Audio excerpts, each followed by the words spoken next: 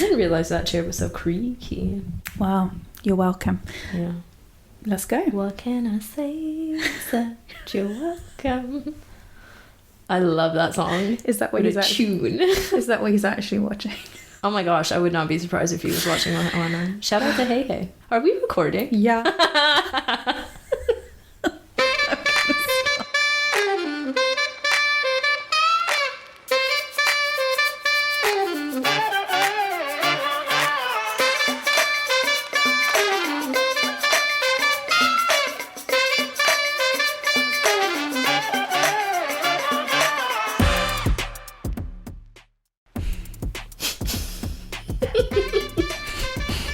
Stop making me laugh. Okay. Welcome to Brunch Book Club. The podcast where brunch, books, and booze collide. I'm Tara. And I'm Tati. And you Can sit with us. Woo.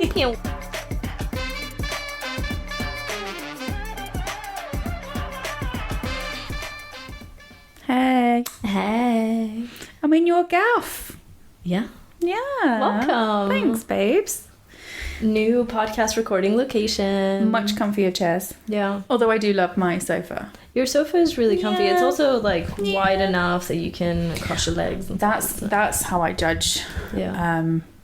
any comfy seat. You know what we should do next time? What? We should just pull the whole couch in here Yeah. instead of moving around with these chairs. It's for those who can't see, because we're not even recording this. Yeah, because if you can see, why can you? Get out of my house. That's Yeah, you're not invited. no. You can sit with us, but in your In own a public space. Yeah. Yeah. Yeah, but we're in your house. Yeah. Thanks for having me. We decided to switch it up this week. Yeah, in the office space. Y'all, we're also recording on our own mics this week. We think we figured it out. Touch So, wood. yeah. Yeah. Yeah, we did for the first time. And if we didn't figure it out, then you're probably not listening to this episode because it never came out. Yeah, but there you go. We're upskilling every single time. Yeah. And yes, we thought we would get straight into recording. We'd specified that for both. Oh, somebody's got an email. I'm just really important. Sorry, guys. I'll just turn that on silent. Apologies. Ooh. The grind never stops. Yeah. Hashtag girl boss. Hashtag gaslight geeky girl boss. But yeah, what you been up to, girlie? What have I been up to? Easter. Yeah, a little Long bank holiday. weekend. Oh God, was it needed? So nice. Oh, It's always so rough coming back from Don't. long weekends. I'm such a proponent of the 4-day week. Oh, yeah, 100%. Although, now that I know that I have a 4-day week, or had a 4-day week, I found it really difficult to focus because I just got so excited for the long weekend. But it's so nice. It was a really nice break. We went to Cornwall. First time in Cornwall, first time in that part of the country. It was really nice. Nice people, lovely views. We went and saw Lizard Point. We did some road tripping, had lots of fish and chips. Oh, seaside needs to be done. views. Yeah. We were staying in this cute little Airbnb. Oh, stop. You're speaking Yeah. my love language now. Yeah, it was so nice. I saw... holiday. obviously getting targeted ads, but I saw an advertisement for an Airbnb in the Highlands, Oh, and it was on the water, and it was just like, I'll try and find it. It was Can you amazing. send it to me when yeah, you do, because, please? Yeah, because thanks. I actually That's would what I'm rather doing for the Maybank holiday. Oh God, the nights are getting shorter. Yeah, We it's finished been work so and it's bright. nice. Oh, I am literally like a pathetic flower where I'm like, I'm depressed and sad. One sunbeam hits me. I'm like, give me that vitamin D. a few weeks ago, I, when I was 16 in London, I decided to have one of my meetings outside. But it was like 16 with gale force winds. I thought you said when I was 16. I was like, Oh. when were you here? No, this was like a week ago. Okay. It was a really warm day in About a week London. ago. Yes. I'm a bit doolally. Yeah. Yeah. It's that time. It of is the that day. time. Because unsurprisingly, though we have been together for the last 2 hours, we have only started recording And we now. literally specified we're going to get straight to recording. And here we are. Well, there's just so much to catch up on that we can't record. Yeah. So. And like, well, let us know, because we could do... these episodes could be the full 3 hours. Yeah, you want to hear me munching on dinner while we're catching up? Girl dinner. Yeah, it was good girl dinner. Yeah, a little salad. Anyway, Cornwall. I've also been listening to a podcast recently. Podcast group recommendation. Let's go. It's called... She Prepared. It's called Evaporated. Gone with the Gods. It's by Campside Media. Yeah, it's available on the same streaming platforms that this podcast. So listen to us first. Yes. And then... Yeah, it's really good. It's investigative journalism. It's got like a bit of true crime. It's not focused on any particular case or any specific event. But it centers around this phenomenon in Japan where people disappear or evaporate. And there's some like seedy underbelly to this type of behavior, but a lot of it is also done with legitimate companies who will help you disappear, who work with the police to tell them that you intend to disappear and they should not launch search parties to try and find you because you do not want to be found. That's mad. And it's just so interesting. It's really... I didn't know a lot about this before listening to it, but the host, the narrator, is a journalist who's based in Japan. He's an American guy. I think he's American, and he's been living in Japan for like the last 30 or 40 years. And what started this was that his tax accountant disappeared 10 days before taxes were due.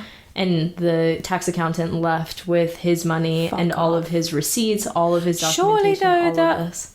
If you went to the police like, hey, don't look for me, I'd be like, why? Nefarious. Why can you not? So a lot of people do it to get away from domestic violence, debts, and then lots of criminal activity. But it's really interesting. And there was I don't want to give too much away, but they go into some of the specifics around why people would disappear. And they actually talk to people who have disappeared and now are living different lives. Okay, well, that's my life now. It's so good. Highly recommend. Evaporated, Gone with the Gods. So that's been my life. The other thing is I learned a new piece in piano. Oh, stop. See, girlies, stained glass. What it's called? Ho in major 5. No. Oh.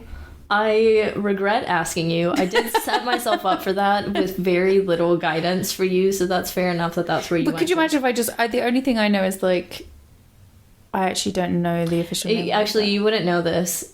It's called Twilight. Stop. Yeah, that's the genuine name of the piece. Is it from Twilight? No. Okay. No, but every time I play it, I'm like, wow. Do you know that scene in Twilight Spider where monkey. Like Edward's at the piano? Yeah, he wrote that though. Yeah. Robert Pattinson. Yeah, that's what I feel like. And like the camera's zooming around the room. Yeah. You just need your little spider monkey to come in. But it's just me and my piano teacher. Anyway, how are you? I have also been... No, I haven't done anything as cultured as you, to be honest. Although I used to play the violin. Oh, wow. Yeah. Oh, I love the violin. Yeah, the fiddle. Did you play as a fiddle? Like a little plucking... And you're like, was I the fiddle? Become the fiddle. Fiddler. You are at one with the fiddle. Yeah. No, I used to play the violin properly. Wow. Yeah.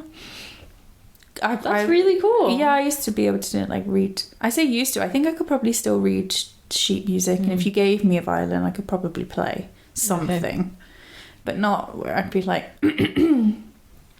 "You're all welcome." Welcome to my recital. Yes, hello. Yeah, used to do that. But how am I? What have I done? I had a lovely Easter as well. I went and visited Jocelyn, and I also went down south. Although Down south. Southern Rail did try and fuck me in the arsehole because they just won't stop with their strikes, which unionise, support the strikes, but if I have one more rail replacement bus, I'd rather walk. No. Like, yeah. But it was good. And then the week before, I was up in Nottingham, back in the hometown, listening to Adele. Oh, so nice. Yeah, I know. Saw my best friend Tammy, hung out with her, and yeah, it was lovely. He basically had, this is going to sound racy, but it's not, an adult sleepover. So Tammy's been my best friend since forever. And whenever we're together, we end up like reverting back to 13-year-olds watching movies and eating popcorn and like, should we have another chocolate? Oh, so exciting. Yeah, it was really sweet. And her partner is always like, well, I'll leave you girls to it. And goes up to his room, but then he's always like... You're just there under the duvet giggling. But then he'll come back and he'll be like, oh, what are you watching? What's happening? And I'm like, he always comes back and it's really cute. It's like, you want to hang out. He does, he wants girl time. And also hung out with the dog, because they've got a dog. And he's in love with me. I think dogs know that I'm allergic, so they think I'm being really aloof and playing hard to get. But it's actually like, no... It's like, please, I don't want to hang out. Yeah, I usually... Like, I do, but I can't, please. It's horrible. But I just mainline antihistamines and then just get all up in the dog's grill. You know, needs must. Okay. Yeah. I feel like that's probably why they're getting all up in your grill, is that you're already there. Yeah, I'm not one that's like kissy dogs on the mouth, but they go for it. Like, he's a French kisser, and I'm like... Okay, a little flirt. What kind of dog is it? A beagle. Oh, and he's chunky. So cute. He's 18 kilos. Oh my god. He's a beast. He's a unit. Yeah, he's like, ladies. But Tammy, what are you feeding your dog, girl? Yeah, he's lean. But the thing is, he leans. So he's a cuddle bug. So he'll come on the sofa and I was reading this week's book and he literally nudged it out of my hands. He's like, no, enough of that. And I'd already been doing it for a minute. And then he also will come up and sidle up to you and kind of sit up. And then we'll just do, like that trust fall so into cute you. With the little paws up. And he expects you to catch you. Like, he's like, duff. You're like, don't worry, I got you. Yeah. What's his name? Shipley. Oh, shout out to Shipley. Yeah. And then saw Jocelyn's dog. Yeah, you have had so much time with dogs. Yeah, little Ralphie. He's not little either. He's quite a big beast. Stunner. Sassy. No. Also gets very excited to see me, which I love, because like Shipley forgot I was in the house both days in the morning. Really? Yeah, so I sleep in the room and he can't go in there. Like, he's banned from the room in preparation for my arrival. Right. And in the morning, he was hanging out with Tammy and her partner, and lo and behold, I come out and he looks at me and he's like, what? You're still here? And he's like, Mom! Yeah. And he just got the full zoomies and couldn't stop like coming up to me and tapping me and being like, oh my God. Best day ever. I love that. Yeah, he's like, we get to hang out again. Yeah. It's so exciting. Super cute. And then also I saw my other friend. I've literally been like, oh, you've had such a good round of friends. Yeah. Saw Kaylee, who is the wife of long-time listener, first-time caller Tom. Tom. Yeah. Tom. One of us. Also your stained glass sponsor. Yeah. Yeah, shout out to you, Tom. You're a real one. Yeah, he was like, I said, oh, you're probably going to get an ornament at Christmas. And he was like, what? Oh, I don't know why she's telling you that, but yeah, maybe. I don't know. We just start dishing them out as much. But I saw... Yeah, if you want a stained glass ornament, you generic listener, you better listen up, follow us, review us, like us. You might get a little package. Yeah. And it's going to be a sticker. It's not going to be a glass ornament. I'll tell you that right now. I have faith. Tom has faith. Do it for Tom. What would Tom do? Support you. Tom would support me, which I'm not going to do. So I'm glad that he is. But yeah, I saw them who have created Spawn. I don't like that. I know what you mean, but I don't like that. Well, Little Legs, as I have nicknamed her, because she's so dinky, saw her and she's 3.5, and she was very happy to see me, and we hung out, we did some colouring in, and then her mum and I were going to go for a couple of drinks, have grown-up time. Yeah. And so... Grown-up time. And Kaylee was like, so we're going to go. And so Little Legs was like, yeah, when are we going? And we were like, oh. Little Legs can talk. She's 3.5, yeah. Oh, okay. Yeah. Okay, little toddler legs. Yeah, look, Okay. she's so dinky. I'll show you a picture. She's adorable. She said, "Oh, when are we going?" And Katie was like, "Oh, no, it's just Mummy." It's like, Mama's going out on the town, girl. Yeah. You are not invited. But Love you, bye. she was like, "Mummy and Auntie Tara are gonna go out," and she's like, "Yeah, me, you, Auntie It's Tara." girls' night. Yeah. And we were like, "Don't know," which broke my heart. So we've now scheduled time. Okay. So we're gonna go up and I'm gonna have like Girls' day. girls' day and then grown-up time. Yeah. I'm gonna show you a picture. This is her with her dancing sunglasses on. Okay. So I had- specific Yes. sunglasses. Specific. And so I had to use. put my sunglasses on as well, Okay. of course. Are they your dancing sunglasses? You left them at home. You just had to wear your normal sunglasses. My Okay. anti-sun sunglasses. Yeah. Okay. But they are the glamorous ones that always you've worn them. Okay, so it works. Yeah. Because Little Leg said to Dad, Tom, let's put a record on. Tom. Let's put a record on. I think she went for Led Zeppelin. Put her dancing glasses on and Okay, started to rock legend. out. Oh, she's a ledge. Oh, she's so cutie. She can't smile on camera. She's got a beautiful smile, but she gets too awkward. Oh, I love that. But look. Oh my god, I want to be her when I grow up. Yeah, she's adorable. Her hair's amazing. Yeah. Look at this video of us. Oh, her little smile. Oh, so cutie. She's so dinky. So yeah, that was my time. Had a really, really lovely one. Yeah. Yeah. Bought more books. Got sent more books. I've got sent 4 books recently, and it's amazing. It's the most exciting. Which Post. of the 4 are you most excited? Or which one are you going to read first? You're excited about all of them. What are you going to read definitely first? excited about all of them. I think I'm going to read The Sleepwalkers. Ooh. Which is because we've been reading some kind of heavy stuff. Isn't that the name of the zombies from Game of Thrones? No, those are Night Walkers. Walkers. Okay. So no, it's not that. It's the way that it's been coined is like White Lotus meets the best thriller of I this haven't year. seen White Lotus. Nor have I. Oh, actually, I lied. I want started to. it and I was like, oh, it's a bit of a slow burn. Sorry, so you're reading Sleepwalkers. Oh yeah, sorry.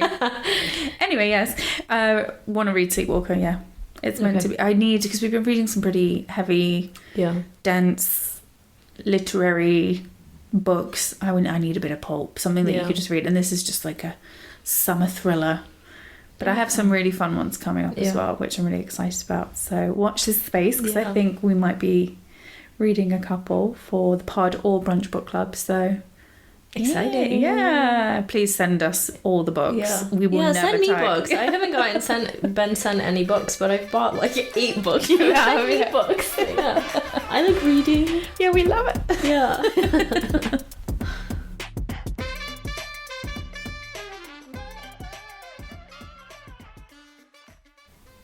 Yeah. Okay. Do I need to do it? And scene. Yeah. So we're switching it up this week. Well, for indefinitely or just this week? I think indefinitely. Let's go. Starting with this week. So Da-da-da.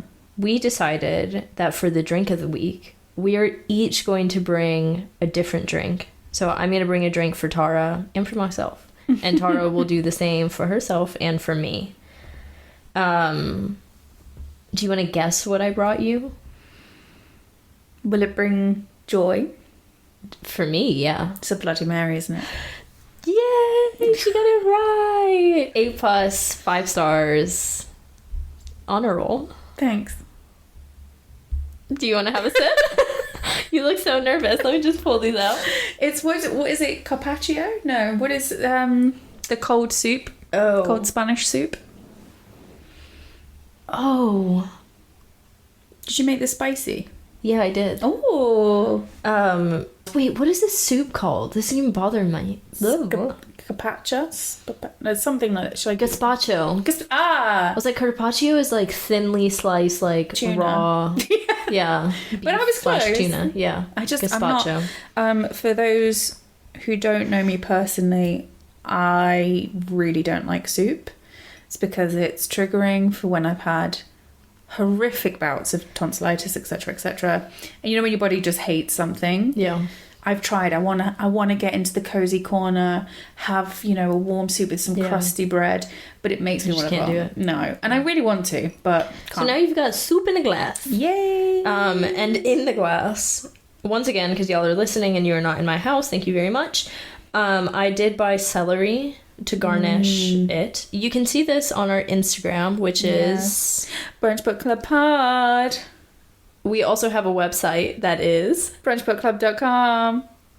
And while you're here on Spotify, why don't you leave us a review and follow us? As Tati says, 5 stars is required. Yes. I say preferable. Which I think is the rating that you will give this drink. Oh, really? Is 5 stars. I don't know. I'm coming in real confident. I'm coming in real ballsy. Mostly because I found the largest pieces of celery in all of London. And I put them in the glass. Celery is minus calories. Yeah, I love celery. I hate it. Oh, as a kid. Did you ever do this in like elementary school or primary school? You would get celery and you'd put peanut butter in the middle and then raisins or chocolate chips. No, and it's ants on a log. I do. It was so cute. I'm not gonna lie, occasionally I still do it. Just when I'm having a really bad day, I'm like, manic pixie dream I will girl. try it because I've never had it before. It's so good. But I did also you get crunchy peanut butter too. Do you remember the thing you said to me because I was having my peanut butter moment and you said to have peanut butter with pickles? Yeah, you need to make that for me because I made it for myself and it was meh. Okay. Yeah, because you said it's something about the bread. Anyway, we digress. And it's probably because I'm putting it off. So thank you. But thank you for making it. Okay, Bloody Mary. I don't know how to drink this. No, I think we need to invest in some straws. That's pretty good, actually. If you like a Bloody Mary, I think you would enjoy this Bloody Mary. Yeah. It's spicy. Not really. Okay. It's got a nice tingle. Uh-huh. I'm like, it's a bit spicy. No, mine's fine. Oh, gosh. Okay, well, it's from the same batch, so I guess I'm just weak. Well, either that or I'm just like, get it over with. So you're giving it 5 stars, right? If for no other reason than for my feelings? I think I cannot remember the last time I had a Bloody Mary because I just know it's not for me. I'd like it to be because I do think it's so bad bitch energy when you order one. And I can see how it does help on a hangover. Do you know what I would actually love to have this with? A rehydration sachet. Like in it? Maybe. Okay. To be honest, I could just, I mean, I have some. No. You're like, in theory, I would enjoy that. Well, I'm not hungover. Okay, well. But maybe next brunch book club. I don't think they have them. Well, next brunch book club where they have these and you can mix, because, oh my God, I love a venue where you can mix and match. Yeah. Then I'll have one and see if it works. Okay. But yeah, no. Effort, 10 out of 10. Yeah. Flavour, just not to my taste. So I don't think I would rate it because I think it would be a misinformed rating. Okay, well, shout out to the celery sticks. Yeah, which we haven't had any of. This was also made with Absolute Vodka. You do not need to... You can sponsor us. Yeah. Yeah, but you don't need to. There are other brands available. There are, but this is great for a Bloody Mary. She's having another sip, guys. Like, now, still hate it. Yeah, not for me. Okay, I'll finish yours. That's okay. Oh, I can feel that Bloody Mary working its way through me. Okay, what did you bring me? Well, do I have to guess or are you going to tell me? I'm going to tell you. Oh, God. Would you like to guess? Well, no, it's just if you're going to tell me, it can't be good. Well, it's a callback. I can give you clues. It's a callback. Is it Prosecco? No, that's a staple. It's a callback to... No, is it a callback to the field? Yeah. I want to bring you to the field with me, baby girl. I don't want to. Don't tell your parents we're going out. You're staying at my house. I'm staying at yours. You sneak out to go to the field? Yeah, of course. Oh my God. And again, to reiterate, Delinquents. I never did this. Right, one would sneak out. Yeah. Not Tara. Not me. Not with my Irish Catholic mother. Are you joking? Well, I guess that's why we're going to the field today. Yeah, as adult women. And we are having... Zinfandel. Oh, yeah. Zinfandel? Zinfandel. Zinfandel. Rosé. I don't know why I'm pronouncing it like that. Zinfandel. You are pronouncing it a bit more like a valley girl. Zinfandel. Zinfandel. Zinfandel. Yeah. Zinfandel. Okay. The more we say it, the more it doesn't seem real. But yes, I thought it's only right you have to try it's because I'm trying to waste time. Yeah, you are. have to drink it. Oh, how the shoe's on the other foot. No, I want to make it clear. I do not like this. Look at the colour of it. Okay, so this is just a little bit of twatcha, is what this is for both of us. I think. Why is it this colour? It's like it's not too dissimilar to a Bloody Mary colour, to be frank. I think it's like frat boy salmon shorts. So this wine has a time and a place, and it's now. And it's now. But I think it's a wine. It's a wine. Yeah, I thought you were gonna. I was gonna say, how are the tears and legs in this? I recently learned that there is not a one tear or a one leg. But it will make you legless, so. Well, this was fun. It was nice to see you. Cheers. I can't. I spat it back in. No, I can't drink that. Stop. Wait, I think I built it up so much in my head that it was going to be really bad, and then this is just a little bit fruity. Not that bad. It's horrible. Go on. It has a really interesting aftertaste. Yeah, go in for another one. No judgment, safe space. That was a gulp. Yeah, sorry if you heard that. I don't know why I went so strong on that.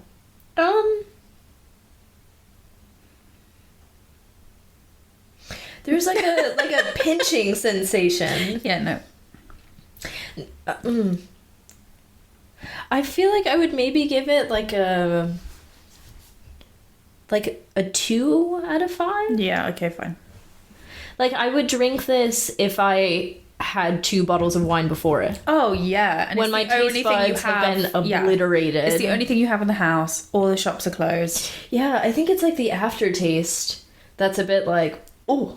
It entered my mouth and I spat it back out. Oof. Wow, that was a sentence. Wow, okay, yeah. I didn't catch that at all. I'm still processing this. Well, for those who wanted me to try it. She did. She has. I has. And it was fine. Maybe it's because I want to be in the field, you know? Maybe. This is my kink. Like this is what I want. Yeah. At least you're expressing that to me. God forbid we now get sent a case of Zinfandel. Please don't. I don't like it that much. I said it was fine. Yeah. It was, 2 stars max, probably a 1.3. We're rounding up. Yeah. Okay, Tara. What are we reading this week? Well, our book of the week is one that I've been very, very, very excited for. What? Yeah. I mean, I'm really demure and don't really say much, but yeah. It was Wandering Stars. Was and is Wandering Stars by Tommy Orange, which we were very lucky of getting an advance copy from Vintage. So shout out to you. Please send us more. Yeah. And yeah, it's very... Send Tati more. Tara's had enough. Yeah. I would never have enough. Would you like a little synopsis? I would love one. Okay. Well, Wandering Stars is a multi-generational story that charts the history of one Native American family. Spanning over 2 centuries, the book begins with the Sand Creek Massacre of 1864 and takes us to the present day. With events and characters from Tommy Orange's Searing debut, which I also loved, they're there. Wandering Stars is a devastating, tender and informed story of tragedy, endurance, loss, addiction, generational trauma, identity, and above all else, family in every definition of the word. So super light and fluffy. Yeah, it was, it was an easy beach read. Yeah. Yeah. I think I covered all of it, but to be fair, it's so multi-layered. Yeah. And so educational. Yeah. Yeah. I know nothing, though, about the author. So let me educate you then. Tell me. So Tommy Orange is a American novelist and writer. He was born and raised in Oakland, California, which is a location that we visit often in his books. Yeah. They Are There and Wandering Stars. So from Penguin Random House's website, he began writing after he noticed a lack of stories about urban Native Americans, and he's created a remarkable work that explores those who have inherited a profound spirituality, but who are also plagued by addiction, abuse, and suicide. He is a citizen of the Cheyenne and Arapaho tribes of Oklahoma, and he graduated from the MFA program at the Institute of American Indian Arts. So his debut novel, his searing debut, as you described it, was a finalist for the 2019 Pulitzer Prize, and it also received the 2019 American Book Award. And all of this work has led him to realize that the stories of urban natives need to be heard, especially by other urban natives, so that they're able to see their own stories reflected in a bigger way. Orange has said that Native people are pretty invisible, and that he's wanted to tell a story about a community that people knew too little about. So he believes that hearing a story similar to one's own is powerful and helps people feel that they exist and belong to a real community. He's also said that feeling out of place makes it harder to be a strong human being, and it's his goal to expand the range of what it means to be Native. I think the best way of describing him, if you allow me, is with a quote from Wandering Stars. Oh, please do. Where he says, "Everyone only thinks that we're from the past, but then we're here. But they don't know we're still here. So it's like we're in the future, like time travelers would feel." I think that's a really good encapsulation of what brought him into writing, the topics that he writes about, and a bit about Tommy. I wrote down that quote as well. It's beautiful. I really love that quote. This book is so quotable. Yeah. So tell me your initial thoughts from this book. What did you think? What did you like? What did you not like? Interesting. It's hard for me to encapsulate how I felt closing the book for the first time and sitting with it. Whereas there I had an immediate kind of wow response, and just because it has that final conclusive chapter at the end, where you're just kind of blown away by it and everything comes together. This one, it has a finality to it because obviously it's a letter. But initial thoughts, wow, what a breadth of history. And I certainly was highlighting events and references where I thought, I need to look back on that. I need to research that, or I want to know more about that. But as a story as a whole, it is hard to conclusively summarize because so much happens and it spans such a significant amount of time and so many different characters and the lineage throughout that and that shared experience. But it might sound a bit, I don't know, to say kind of a privilege to bear witness, even though they're a fictional family, it's rooted in reality, to bear witness to this family's story and the deep connection of being human. And I learned a lot about addiction and how that was depicted was brand new to me. I've never read a book where you kind of got in the head of characters through addiction in the same way, because you had so many different characters in that family who had different relationships, but ultimately it was, I don't know if I'm articulating myself well enough, but I don't really know how. You got to see different forms of addiction and like different manifestations of it, but also addiction from different perspectives and then different perspectives at different points in time. Would you say that was your initial thoughts, or did you have more? I enjoyed the book. I was struck by how present addiction is. It basically felt at some points like a book about addiction. Definitely, yeah. And of course it's about much more than that, but it was just such a present theme that that's one of the things that first struck me. But things that I really enjoyed was seeing this trace of a family throughout time. I think it's a really special thing to, even in theory and in fiction, be able to trace back where you came from. And there's one character who is named after one of her ancestors. I think it's like named after her great grandfather, but she wasn't raised by her parents. She was raised by a white family. So she doesn't actually know where her name comes from and where her history comes from. And she hates, just they shorten it to Vicky, and she hates it. And I think that was a really interesting arc throughout the book of like seeing all of these connections of this family throughout time, even when they didn't realize how they were connected to each other. I really enjoyed that.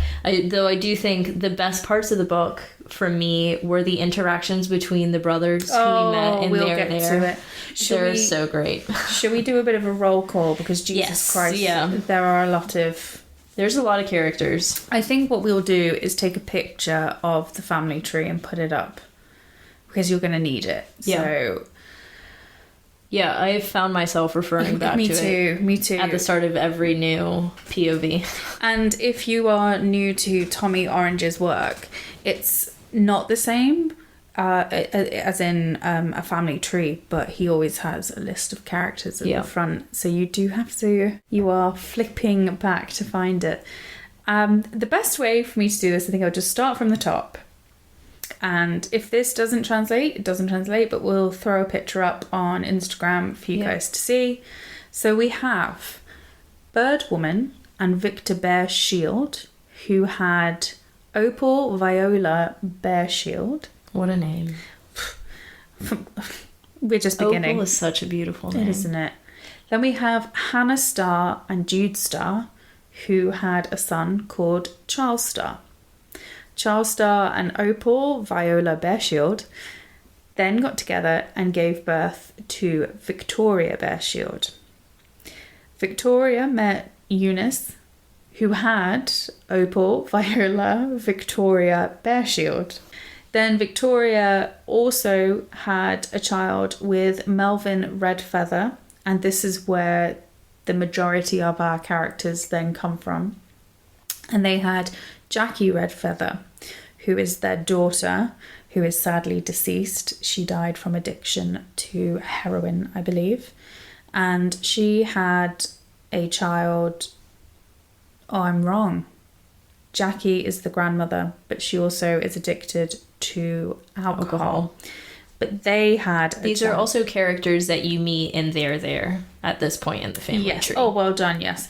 So Jackie Redfeather meets Harvey Little Thunder and has Jamie Redfeather, who is their daughter. Now, it's Jamie Redfeather who unfortunately suffers from addiction to heroin and does die at a certain stage.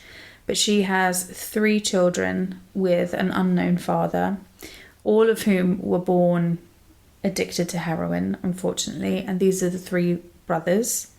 We have Orville Redfeather, Luther Redfeather, and then my favourite character, who I'm not sure how we pronounce his name, is either Loney or Lonnie Redfeather. And they serve as essentially the core of the relationships in the latter half of the book, alongside Opal, their grandmother, who is actually their great aunt. This is Opal Viola Victoria Bearshield. Correct. And then you have Jackie Redfeather, who is their maternal grandmother and sister to Opal Viola Victoria Bearshield. But the boys live with Opal. Yes. And are very close to both of them.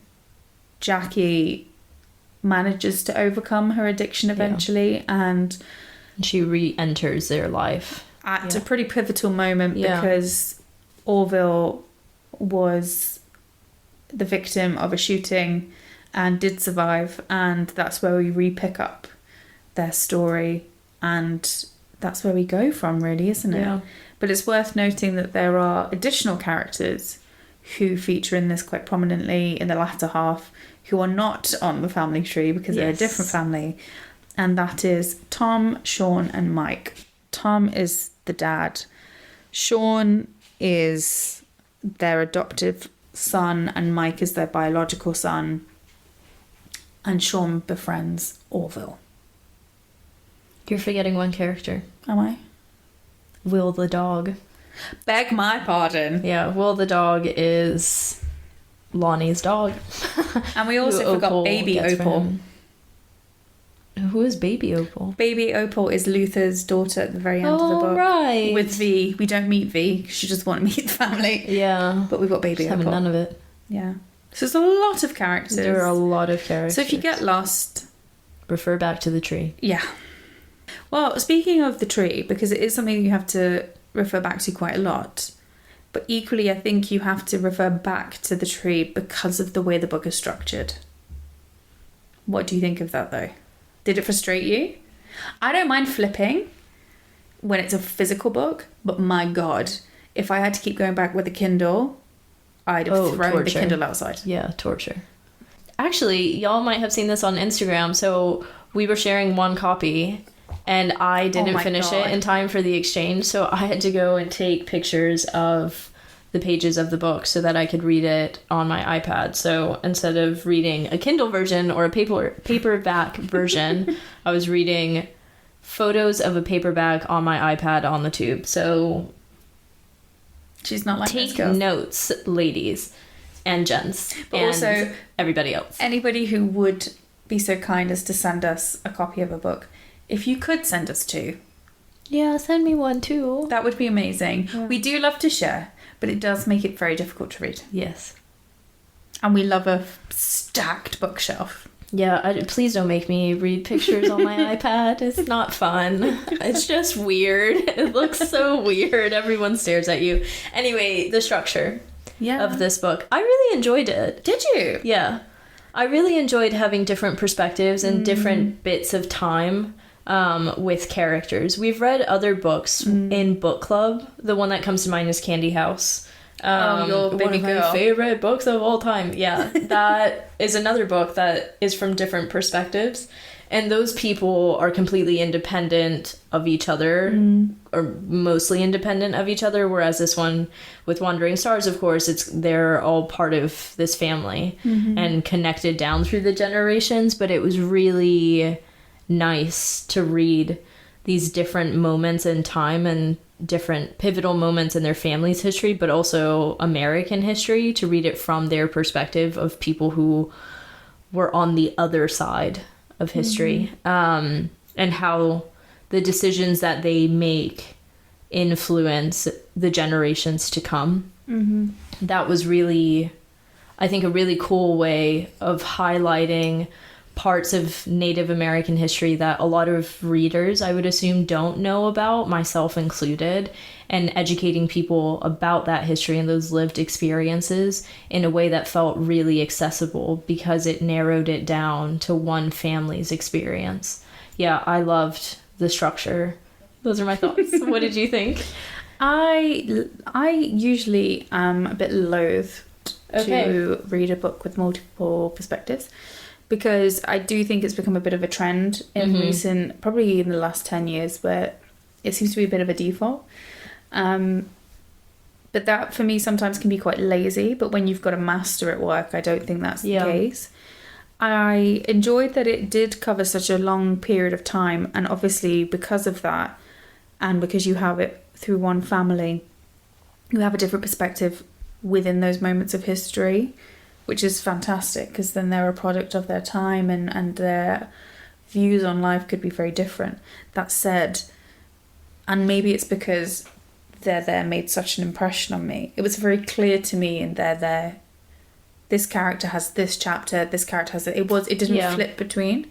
This one didn't seem as clear cut, especially in the latter half. So when you're in the present, so 2018, none of the chapters, traditionally from what I've seen in the books that I've read, they would say the name of who the chapter is about. This didn't. It just had very poignant and very purposeful chapter titles, but it was sometimes a bit tricky for me to work out who was speaking or who was narrating, I guess. But I did fall into the rhythm of it, and I did enjoy it. And I enjoyed really getting to know the characters, but I did think some of them were a little bit more fleshed out. Like, I really felt embedded in Orville's character. And Lani or Loney, I'm just going to say my baby boy, because I love him so much. Not him as an adult, though. Really? Oh, I really like him all around. I loved him as a kid, and to the point that I thought the author was going to kill him off. Yeah. You know, when he went... He's too likable. He's too like... And innocent. I was like, oh, you're fucking sowing the seeds. Don't do it! And he didn't. Well, when he went to the beach and found a tent, I was like, oh, well, he's dead. Yeah. Especially because Orville kept saying, think about him, keep him safe, keep him safe, keep him safe. And that kind of kept him... Well, I mean, to be fair, Lonnie does climb up that tower. And he says... in Alcatraz. Is this what it would take? That absolutely broke me. Me too. Absolutely. So his brother Orville is unfortunately in the absolute throes of addiction. And he really goes to the depths of his soul with that. And it's an incredibly dark, dank place that he's in. And Lani is a very perceptive child and is the youngest brother who clearly adores his brothers, but he is very intuitive and he's very in touch with nature, and he's very like emotional and like spiritual. Very spiritual and very much inquisitive about his history and his lineage and what it means to be Native American. But he's very astute at reading, and I think it's probably what a lot of adults do is look and think, oh, you're too little, kids don't really pay attention. They are sponges, and so when they go to Alcatraz, Orwell does come, which I was so pleased to read. And I didn't think he would. No, me neither. Yeah. Thank you, Tommy. Yeah, you gave this little grain of light and happiness. But Lonnie goes, here's a little penchant for disappearing and running off. And he climbs up this massive water tower, and his family are fucked up by that. They're like, where is he? Orville finds him, and he comes up and is tentatively trying, because it looks like he's going to jump. So Orville tentatively goes up there, and essentially they have a conversation. And Lonnie says, is this what it took? And Orville says, is what it took? He said, for you to come and check on me. Yeah. I wrote it down for you to come and see how I was doing. It's so sad. Yeah. Which also, for background context, around this time, Lonnie is doing a ton of research into different Native American traditions. And part of that, it has to do with feathers and their importance, but also the idea of flying. Yeah. And believing something into existence. Exactly. And I think this also fuels the family's very valid fear that he might jump, because he believes that if he believes he can fly, he will. Yeah. So that moment absolutely broke me. I had to put the book down and walk away and have shed a little Was tear. it the book or was it the iPad? At that point, it was still the book. Oh, that's good. Yeah. I love it if you just put the iPad down. Yeah, no. Oh, yeah, no, just the road across. Yeah, I'm done. But yeah, it is an interesting structure, especially because the book isn't actually that long. It's 320 pages or so, but to cover such a significant portion of a culture's history and do it so succinctly, I think is probably a testament to the structure and the multiple characters, because I don't think you would have got that depth without it. So as much as sometimes I struggled, I think there's nothing wrong with a bit of a struggle and earning your enjoyment of a book. It did feel like a standalone book. While we met some of the characters, the bottom half of the family tree in there, you could read this as a standalone story. And you could also read there and never pick up Wandering Stars and still have two very holistic reading experiences.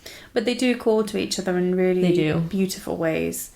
But don't fear if you want. I think you could read one I think you could. I don't really think there's many spoilers in Wandering Stars that it would have such a negative impact. You just get more of a history of certain characters. I think you hear about what happens at the end of There. Yeah, but I don't know if. Would you think it doesn't focus in on it, though. Do you think it would spoil it? I don't think it would spoil it just because the cast of characters in There goes beyond the ones that we see in this book. Like a lot of the characters from There, we don't interact with them at all. It did make me want to pick up There. Yeah. Although I would say I feel like this is much more tragic because it's drawn out over such a long period of time, and I guess over 100 years of 200, I think it is 200, roughly 2 centuries, yeah. And yeah, I guess that also makes me want to ask you about generational trauma, because wow, is it painted so exquisitely in this book that there are so many different elements, as I said at the top about discussing what this book was about. It's so multifaceted, but it's all pretty sad, and it starts with the massacre, which I definitely want to read more about, but I guess in terms of this kind of never-ending trauma in a way, and that generational trauma, would you say though that manifests in addiction? Generational trauma. Yeah, in this book, not. Okay, I was like, what a concept to unpack. But in this book specifically, because obviously addiction is a foundational theme in this book. Yeah. But I'm trying to think. Well, it seems that the author is trying to pay links between the two. Whether that was subconscious or intentional, I don't know. But I guess I would be curious to know what your reading of that was, and I would love to unpack further how poignant the depiction of addiction was and how it builds. But I think this kind of notion of what some would argue are, addiction or mental illness or things like that is hereditary.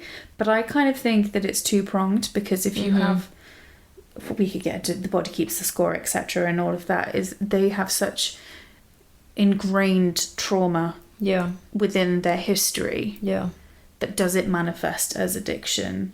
Because there are so many quotes in which Orwell says it was about not feeling enough, but then equally sometimes it's about I didn't want to dream of the massacre that I thought, and that it was whether it's alcohol, drugs, and then at the end, spoiler, when he uses running as his own. Like, I'm curious to know what you think about that. So I think that he approached this in a really interesting way, where there were overt connections between generations and addictions, which you can see with the 3 boys and their mom when they're born addicted to heroin. I think that's a very clear connection between generational trauma and addiction. But I think there's also a much more subtle connection of the family throughout much of their history is absolutely going through it. And I think it is a reflection of how this community is viewed within broader American society as this invisible group of people who are having to process their generational trauma and grief and loss of identity, loss of culture, loss of agency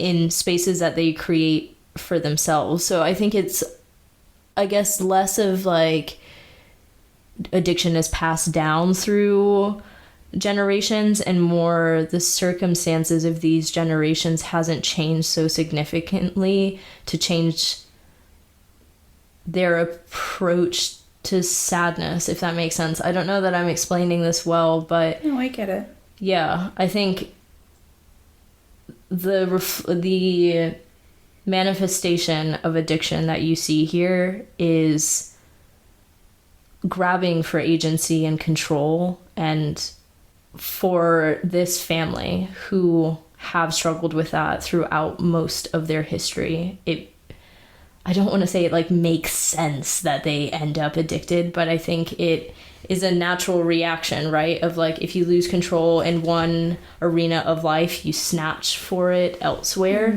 And I think that that's seen throughout generations. So it's less that it's passed down, and it's more that the broader circumstances surrounding this family haven't changed so significantly that they have now gained control and agency over their lives in ways that would allow them to find a different outlet. Yeah.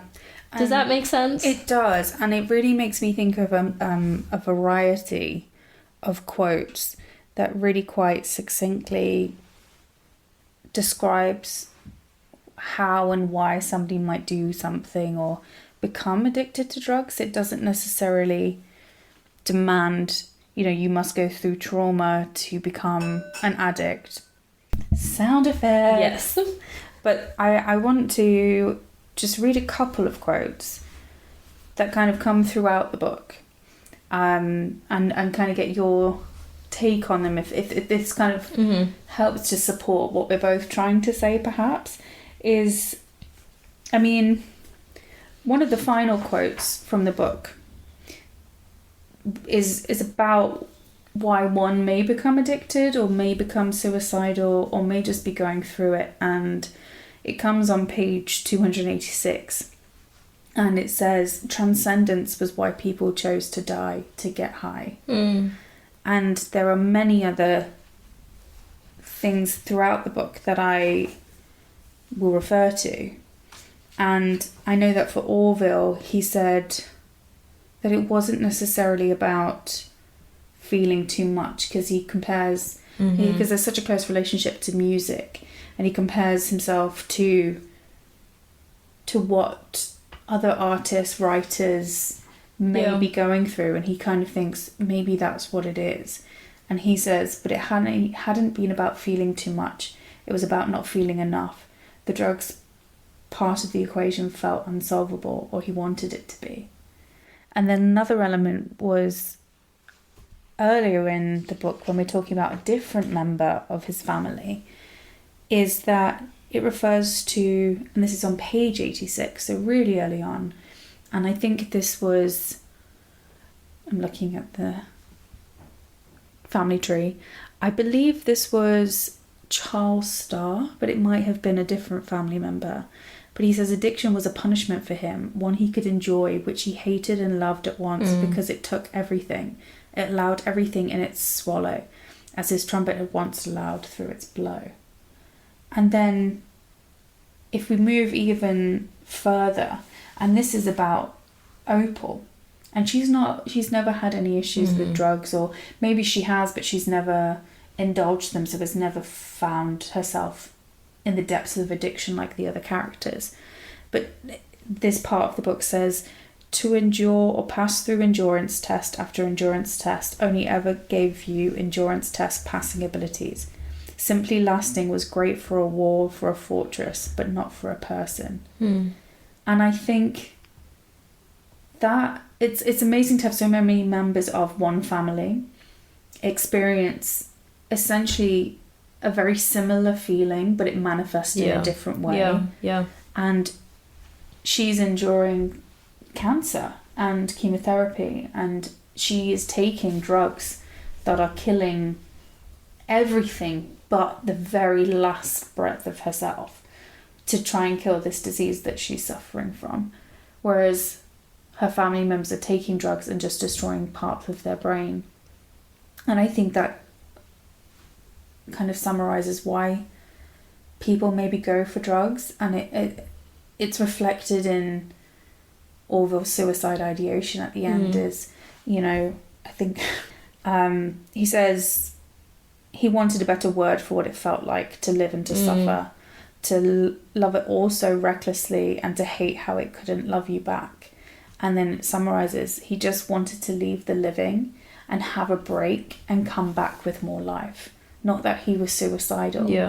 And I think that's why transcendence and escape is what it ultimately boils down to, because when your reality is so horrific and they've been through so much, how could one not want to escape and find some peace or some semblance of feeling. And we've got the full spectrum of the emotional and physical impacts of what this can do to a person and then subsequently a family. I think it's incredibly moving and incredibly sad, but accurate. Yeah. Yeah, I think that's... This set of quotes has been very helpful for sort of framing what I was trying to say, and I think our takeaway is pretty similar of escapism and control, I think, are kind of two sides of the same coin. And then, of course, addiction is such a nefarious thing that the second it roots into your life, it spreads its roots down deep, and it can take a lifetime to move past that. And for some of these characters, it does take a lifetime, and unfortunately, some of the characters don't win that battle. So I also, it sounds maybe not harsh, but I guess crass to kind of say this. I kind of enjoyed that not all of the characters won that battle, because I think that was also a very grounding, it provided a good grounding in reality of just how nefarious addiction can be and the different forms that it takes in different people. And I really appreciated that. I don't think he didn't sugarcoat what this looks like, what this history of these people look like, the history of this family looks like. And I thought that was a really special thing, that it didn't feel like he was glossing over any of this or trying to make it neatly packaged for a probably white American audience. Yeah. And it's quite interesting how you say that, because he really captures how precarious addiction can be. Because to your point about control and escapism, when Orville is suicidal and definitely having suicide ideation, he states overdose wasn't the way because it suggested it was a mistake. So he had intention. And then the irony is he did overdose. Yeah. And addiction doesn't care. Yeah. It will take you whether it wants you, like whether you want it to or not. And I really liked that, because there was also a real strong sense of accountability throughout.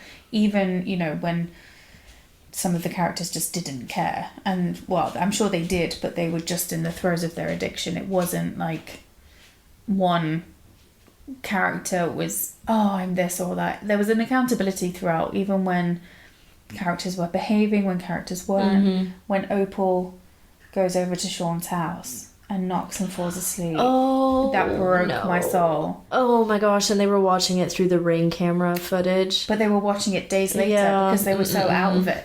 But also that he said he felt bad, but he couldn't bring himself to do anything. Yeah.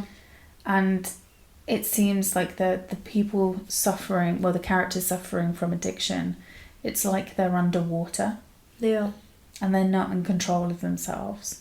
And which I think is also really interesting, because then you see Lonnie, who was it that he was cutting his fingers to start, and his arms, and part of the idea was that he basically did this in his backyard in the garden, in a bush. He dug a hole in a rose bush. Well, he likes the flower. Yeah. As we said, he's very spiritual, very emotional character. I would say the heart of the family. Like, he's the best. In a really unassuming way as well. Yeah. Yeah. And sometimes in an unseen way. Yes, definitely. And this kind of plays into what he was doing in this rose bush. He had dug a shallow hole, and he would cut himself and bleed into the hole. And it was a way of giving back to the earth. And there was a connection to, I think it was part of a Cheyenne tradition. That might be the wrong tribe. The cutting people. The cutting people. I believe it was the Cheyenne. But anyway, he talks about that history and that tradition and how it connected him back to the earth and made him act on part of his identity. And he thought that it would make his family stronger and it would improve his family. And I think it's an interesting, or there's an interesting comparison there between Orville, who feels this responsibility but can't do anything about it, and Lonnie, who feels an incredible amount of responsibility for things that are pretty outside of his control and tries to take control to make things better for people. And ultimately, he does create this addiction to cutting, and he self-rationalizes it and justifies it and brushes it off and says, oh, I'm not cutting because I feel that I need to. I'm cutting because it's going to help my family, or it's connecting me to my people, or it's part of my tradition, so it's fine. And it's just a really interesting, I guess, dichotomy between these two brothers, of one who has contributed to a lot of family drama, at least, if not trauma, who feels this urge to take control and accountability but can't, and then the other one who has never hurt a soul and wants to just make everything better, and they're both sort of battling their own forms of addiction in that space. What a book. This is why I say the interactions between the brothers, I think, were the best. Soul. Yeah. And I would say the grandmas as well. Yeah. Opal and Jackie's dynamic. Yeah. The sisters. Yeah. Fantastic. Should we do a little bit of a spice book? Yeah, let's dip in. Spicy spice. If you could ask the author one question, what would you want to know? I'd like to know what his relationship to the earth is as a member of his tribe and in the history of North America, essentially. Because everything's connected. It seems from what I've read and what I've learned through reading this book.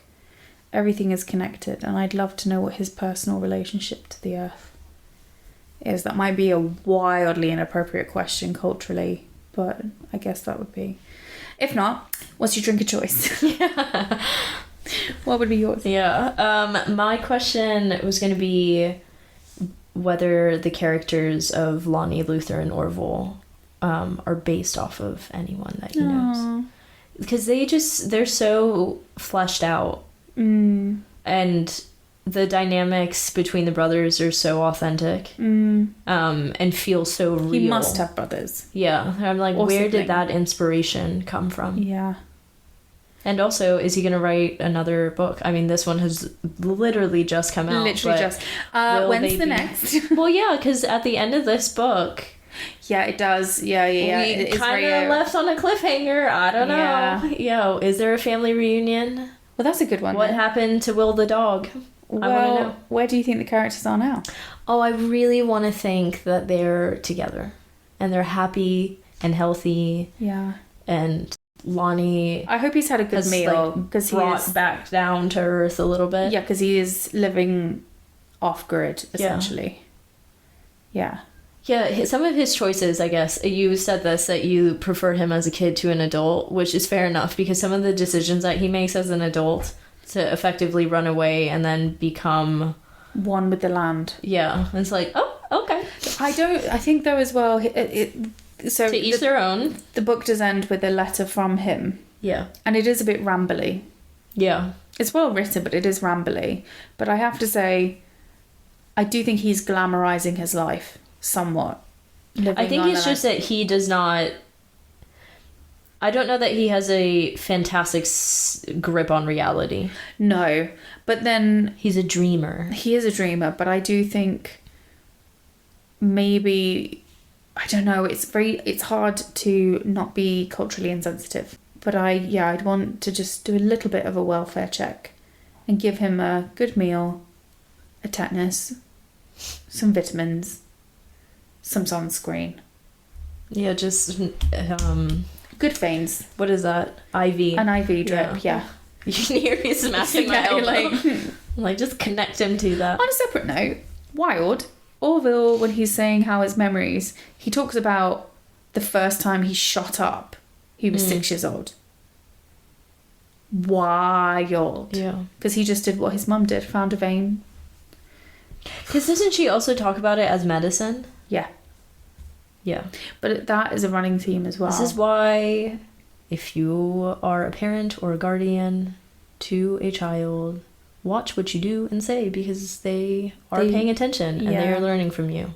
But then his mum probably learned to refer to it as medicine, because I do believe at the beginning of the book, when he starts drinking the alcohol, it's medicine. Mm-hmm. And to a form of degree, it is medicine, but one man's medicine is another man's poison, so... Where do you think they are? If you don't say together, happy and healthy, I'm gonna scream. I just hope none of them have relapsed. Okay, fine. Whether it's Opal's cancer, Oh, yeah. Jackie's alcoholism, I don't think Orville would have relapsed. I would say the one that I feel like is probably the most assured is Luther. Because baby Opal has really, like, the way that Orville describes seeing Luther looking at baby Opal, that's his whole world. Yeah. And I think he's breaking generational trauma there. He is, yeah. And you can I get that sense. So I'd love to know where Luther's at. Yeah. Yeah, I think that would be beautiful, for sure. Another question for you. Hit me. How would you describe this book to someone who hasn't read it? I guess what I said at the top, a multi-generational trauma drug fest. But it definitely, I do enjoy learning when I'm reading. And as dense as it was, I don't really know much about Indigenous peoples generally, which is a blind spot in my own education. And I think there's a lot we could learn from it. Although, I think, to be fair to you, I am the resident American and I also don't know a ton. I don't think it's not something I feel like that your country denies. Yeah, it's not something that we spend very much time on. Any bad parts of American history we're like, but not you or you or you. It's like, I wasn't talking to you guys. Yeah, any like bad little blips, she says with extreme sarcasm. We just... Well, I will say, because we read, it's longlisted for the Women's Prize for Fiction this year, and Then She Fell, which is by a Canadian Indigenous writer. The Indigenous peoples of Canada, I believe, is how you would refer to them as a whole. And I kept feeling the connection in the culture. I kept kind of being called back to what we read in that book as well. So there's definitely a bit more of a prominence of stories, as you know, which inspired Tommy Orange to write. Yeah. And I'm pleased. Did you learn anything whilst reading this book? I learned a lot. It's hard to pick one thing. Yeah. Learning more about the Sand Creek Massacre. I think the other part, which we've already talked so much about, is how addiction manifests and the roots it takes in people's lives and how it looks really different for different people. I am very blessed. My family doesn't struggle with addiction in the way that it's manifested in this novel. So it was a learning experience to see how this family coped with different family members' addiction and addiction in multiple people at the same time, and just how incredibly difficult that is, and how you really have to rally around each other, but around one person, but then also support yourself, but then also support the family. It's an experience I'm very lucky to not live, and it was a really good novel to read to learn more about what that can look like. I think I'd have to say the same, to be honest. I think the biggest takeaway from me, outside of basically the culture that I'd actually be fascinated to learn more about. So I have a few little books on my list that I want to read to learn more about, is just addiction as a whole and how, as you say, manifests. So yeah, I'd say that's the biggest thing. I learned that my kind of capacity for empathy and compassion is much wider than I knew I had a lot of compassion, but reading it like this was wow. And also incredible to see the female characters, the strength and stay of this family. Is it Opal, Victoria, Viola, Bearshield? Yeah, babe. Number one. And the way she's there for Jackie. Yeah. Because people who suffer with alcohol addiction are no joke.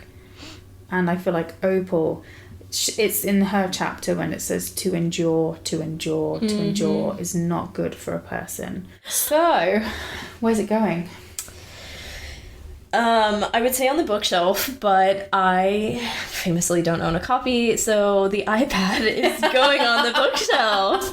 I'm gonna print out little pictures And of then like just have 4 pages yeah. and just put those on the bookshelf. And mould it around. Yeah. Like a cereal box or something. Oh, and You know those little mini books? Yeah. Bookshelves? That's what I'm gonna do. I'll make I'm one thinking of of doing those for Christmas. Oh, As cutie. ornaments of all the books that we've read. Okay. I love I that. say that, but I'm busy. Yeah. So I don't really need another project. Tom, get her on it. Hey. Get her on it. Tom. I can make that sound. Yeah. How many stars would you give it? I would do like a 4.5. Yeah, same. And it's definitely going on the shelf. Yeah. Right next to There.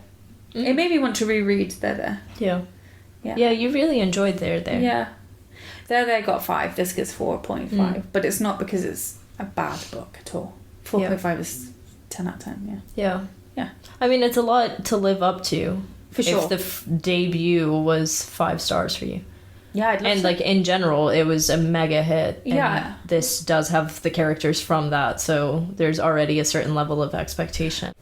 Now, this is a bit of a harsh left, but from one addiction to another. Tea time with tea. Tea time with tea. Oh, y'all. Kate has cancer.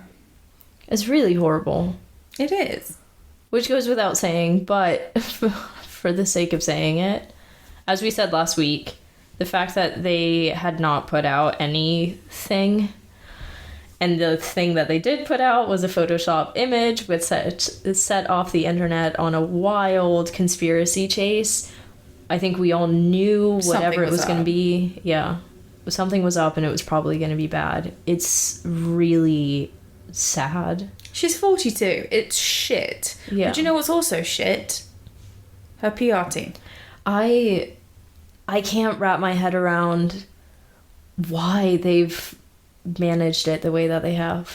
Although, did you see that they're now hiring a comms assistant or associate? 25k. Living in London. I think it's because you're technically a civil servant, so you make next to no money when you work for the public sector. Not all public sector jobs. No, some civil servants are doing all right. Yeah, well, including MPs. Yeah. Did you see Jeremy Hunt said 100k a year isn't a lot of money? Yeah, your science speaks volumes. Yeah, we wish... when people say stuff like that, especially when your job is to represent people how? It's like, oh, it's a banana. How much could a banana cost? Have you seen that show? There's a show, oh my god, called Arrested Development, and it centers around this family who is super rich and then they lose all of their money. Yeah, and the mom. That description sounds like Schitt's Creek. Very similar vibes, okay. Yeah. Like the mom is super out of touch, very Moira. And she goes to one of her sons and she's like, "It's a banana. How much could a banana cost? $15?" I don't know if she says 15, but that's very similar. Jeremy, come on. What's really infuriating, I was going to say fascinating, it's not surprising at all, and it's not fascinating. Infuriating is the way that people are rallying around Kate. Not that she doesn't deserve it, but being like, give her some privacy. She deserves privacy. I'm like, where's that energy for Meghan?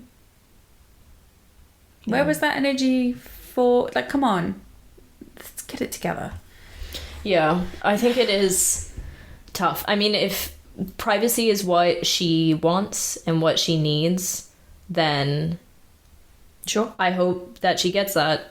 There is also a difference between Kate and Will and Harry and Meghan, and that's Kate and Will are the future king and queen of this country, and people have a financial stake in their well-being. Not that it's being spent on their staff. Yeah. 25k. Well, yeah.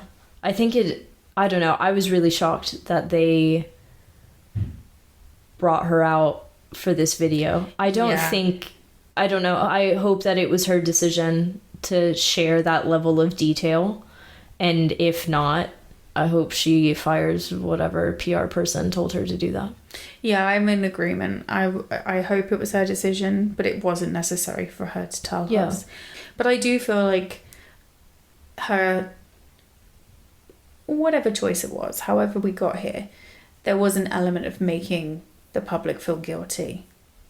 Although I think this is a real reflection of her PR and comms team, of how bad they've played it. Because my main take on this is it is irresponsible to maintain radio silence when you can see how the story and the narrative is spinning out of control, regardless of whether you are an institution who's hell-bent on maintaining control, which this one, in my opinion, is. I still think you do have a duty to step in when people are absolutely freaking losing it and creating all of these really intense AI-generated conspiracies online. So to maintain radio silence, and then the only communication that you put out is a photoshopped image, y'all, like, what do you think is gonna happen? People already think that she's disappeared in a spa, in surgery, or has been abducted by aliens, and then the one piece of information that you release about her is false. Of course it's going to set off even more You do fire. know their mantra is never complain, never explain. Which is just really hard, because then it leads to these incredibly invasive, right? Like, and I think that's the shame of it. I genuinely don't think that level of detail was necessary, and that's why I hope that it was her decision to do that, because I would hope that the majority of people would be satisfied knowing, hey, I'm here. I've heard that y'all have been losing your minds on some little social media apps. Yeah. Please, like, I'm chill. fine. Yeah. Here I am. I'm recovering and recuperating with my family. Can you calm down? Happy Easter. Yeah, I really hope it was her choice. I was surprised by the level of detail that was provided in that video. I hope that she is well. And yeah, in summary, we'll have a tea for you, Kate, to your well-being, and hope you're well. And we'll bring you some more salacious tea that doesn't involve cancer. I don't think there's any other tea this week. I mean, I'm off all dating apps at the moment. That's pretty piping hot tea. There will be no tea. Yeah.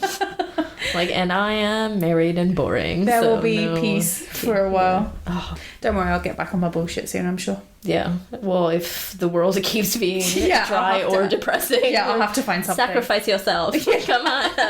Do it for the pod. Do it for the pod. Yeah.